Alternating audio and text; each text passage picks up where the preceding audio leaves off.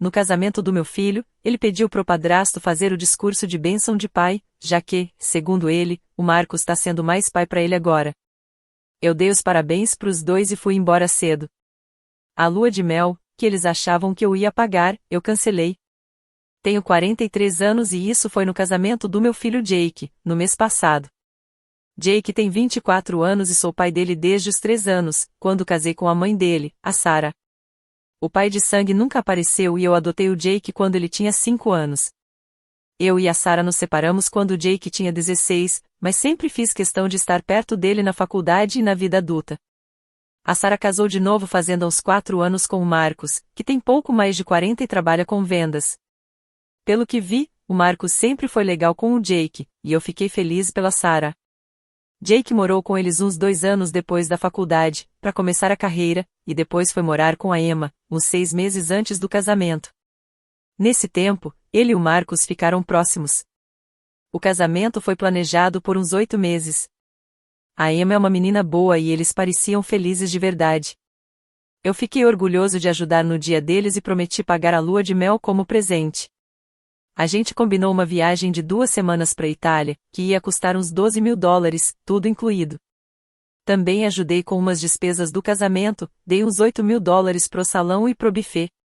No dia do casamento, cheguei cedo para ajudar a arrumar tudo. Tava tudo lindo e eu tava feliz pelo Jake.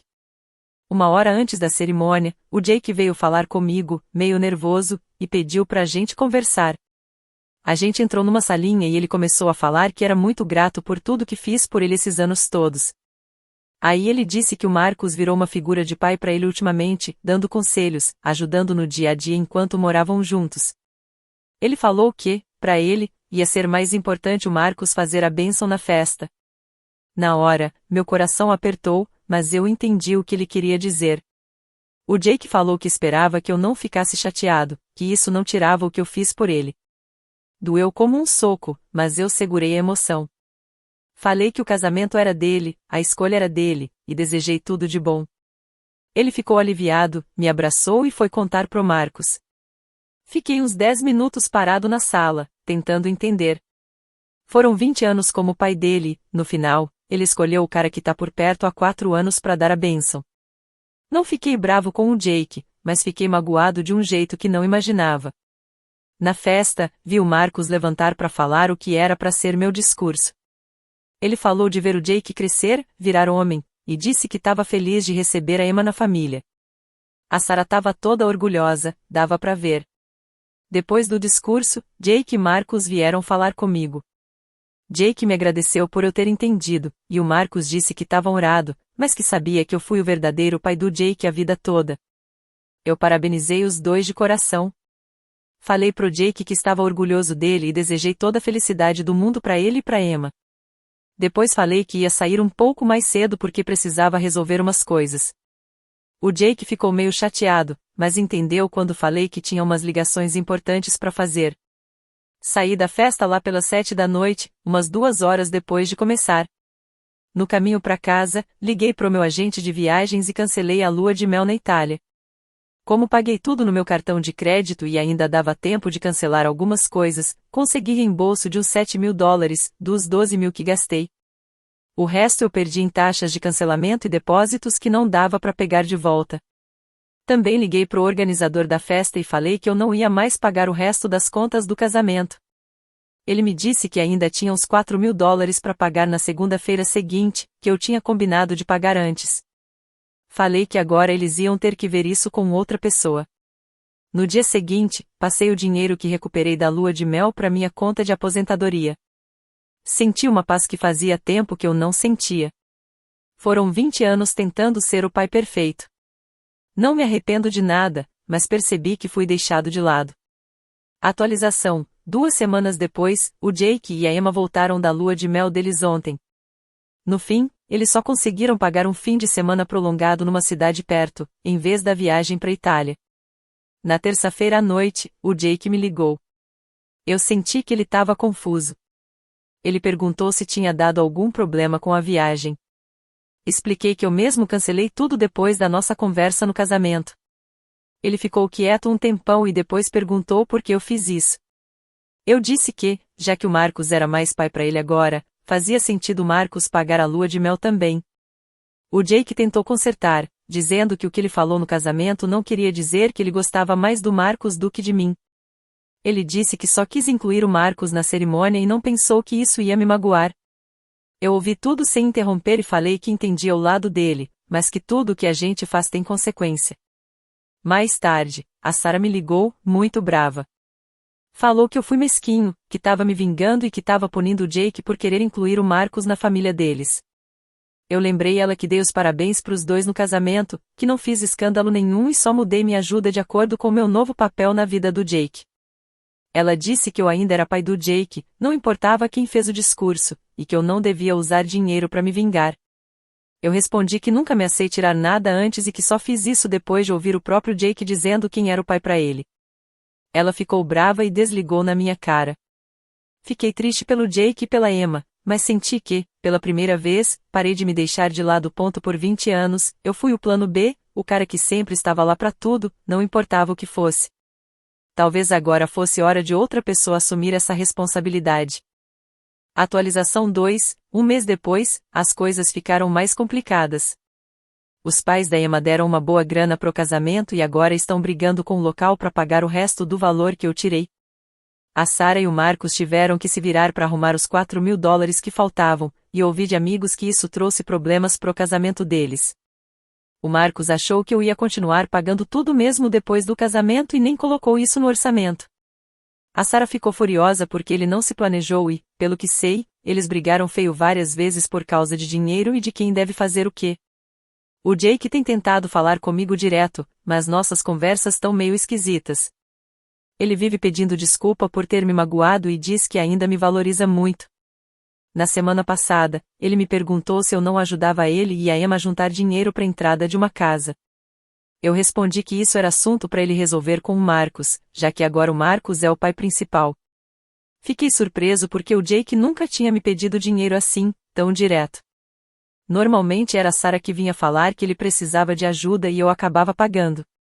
Agora o Jake veio falar comigo mesmo, o que mostra que ele está começando a entender o que aquela escolha dele lá no casamento significou na prática. Tenho pensado muito nisso tudo. Percebi que, durante anos, eu fiquei disponível demais, sempre resolvendo tudo com meu dinheiro. Eu queria ser o pai que o Jake não teve, mas acabei virando mais uma carteira aberta do que um pai de verdade. Eu e o Jake não vamos cortar laços, mas nosso jeito de lidar mudou. Não vou deixar ele de lado, mas também não vou ser a solução para todo problema de dinheiro que ele tiver. Se o Marcos é o pai, então que ele faça o papel de pai de verdade e banque o que vier junto. Atualização 3, 3 meses depois, a situação estourou de vez no casamento da Sarah e do Marcos. O Jake me contou que eles estão indo para terapia porque o estresse do dinheiro tá pesando muito.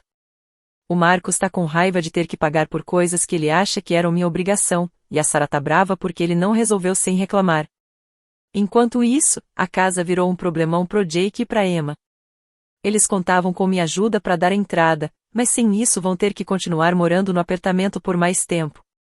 Os pais da Emma também não têm mais como ajudar depois de tudo que gastaram no casamento. E o salário do Jake sozinho não dá para conseguir o financiamento da casa que eles querem.